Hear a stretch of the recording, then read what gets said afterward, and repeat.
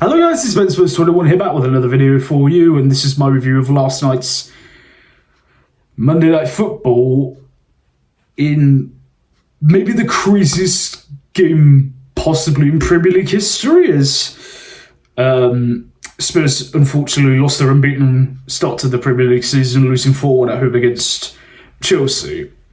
Obviously all the talk beforehand was the sort of story was Mauricio Pochettino's return to Tottenham for the first time, but that all sort of became irrelevant by 15-20 minutes in. It was the most ridiculous, bonkers football match I think I've ever seen, for so many reasons. So to get straight into it, into the lineup, Destiny Doggy came back after missing the game against Crystal Palace. He came back for us at left back, and Brennan Johnson was handed a start in place of Richarlison in the front three alongside Kulusevski and Son.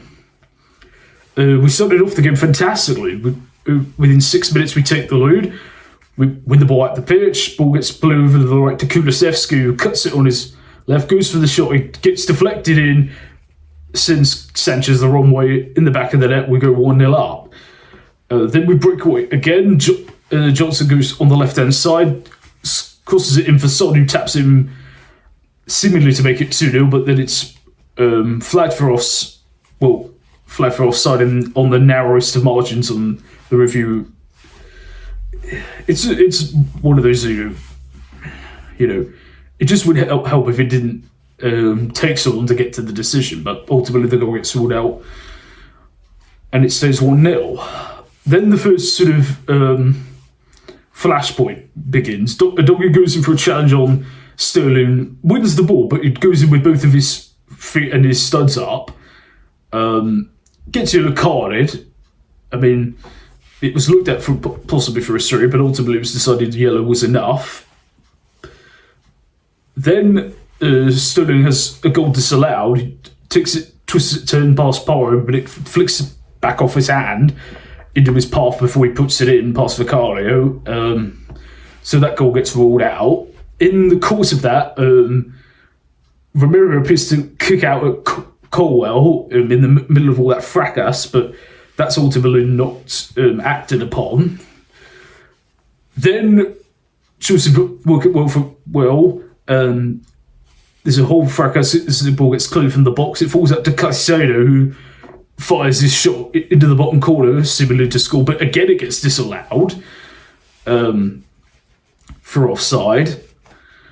However, as the goal was ruled out, Romero goes in to a challenge on Fernandes, wins the ball, but on the follow through goes in with his studs on Fernandes' shin.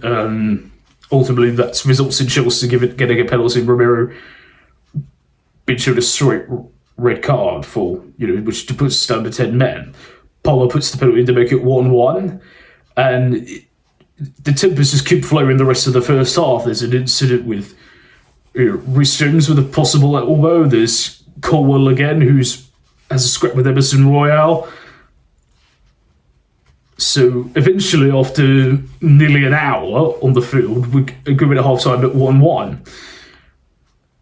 10 minutes into the second half, obviously with the man down, Chelsea's plan is to, exploit the extra space in behind. As the doggy goes to help clear the ball, he swipes to the ball and wipes Sterling out, which results in a second error and he gets sent off, putting us down to 9 men. And at that point, at 1-1, 99 times out of 100, as you guys know, because you're all football fans, you know what any team normally would do in that situation. Put everyone behind the ball. Like we saw with Spurs-Liverpool just over a month ago. You just sit everyone behind the ball, make it as hard as you can for the other team, and just hope you can nick a result out. But that's not what Postecoglou did. He continued to get us to press forward, had the defence playing on the halfway line with 9 men on the pitch. Chelsea just kept playing passes in behind and missed so many. Jackson missed 2 or 3 good chances. Sterling missed is a chance. Cucurella similarly had the goal at his mercy. Vicario was absolutely incredible. Save after save after save, just and his anticipation to come out for the ball, and every time it got played over the top. I mean, it was absolutely incredible how he kept us in the game for as long as he did. Eventually, they eventually get in behind. Sterling beats the offside trap, lays it off to Jackson, who puts it in to make it 2-1. And again, at that point, you think, okay, game's done, but we come firing back. We made a free kick, gets whipped in, headed on to Eric Dyer at the back post, who volleys it brilliantly into the top corner. I mean, it was an unbelievable strike, but unfortunately got ruled out as it was just offside. Then we have another free kick later on. Parra whips it in perfectly, and Bentancur can't quite get to it. It was halfway between him heading the ball and him having a shot at it. Just unfortunate timing, but that nearly could have gone in. And then as we go into injury time, we win the ball high up the pitch. It gets played through to Son, who beats the Chelsea defence, fires it left-footed, and Sanchez does just enough to keep it out. I mean, we keep pushing forward, trying to get it. Eventually, Chelsea break away. Again, similar to the second goal, Sanchez Sterling plays it into Jackson, 3-1. And again, later on, the same thing happens. Jackson gets played over the top, through one-on-one. Rails the keeper, puts it in for his hat-trick. But for what the scoreline may suggest, it doesn't reflect any even 1% really of the story. There's so much to unpack from that. Ramiro's hot-headedness, ultimately was very detrimental. And he had the warning sign with the little kick out, before the actual sending it off. So, that's got to be looked at. He's in the future, if he's going to become one of the elite defenders of world football, which the talent's there. He's proven it so far this season. The talent's there, but that's got to be worked on. Adoglu, is a young lad all learn from it. This tells you how much stuff's happened. If we've got Van der Ven had to go off at the end of the first half when chasing, back from an attack from Chelsea, it goes down clutching his hamstring. I mean, gutting for him, for Mickey. I mean, given how well he's settled into the side since joining in the summer, it's going to be unfortunate that he's going to have to have a spell on the sidelines now. And also, James Maddison went off. He originally went down with holding his ankle, carried on for a little bit, then came off. So I don't know if that one was maybe just a precaution from Postecoglou.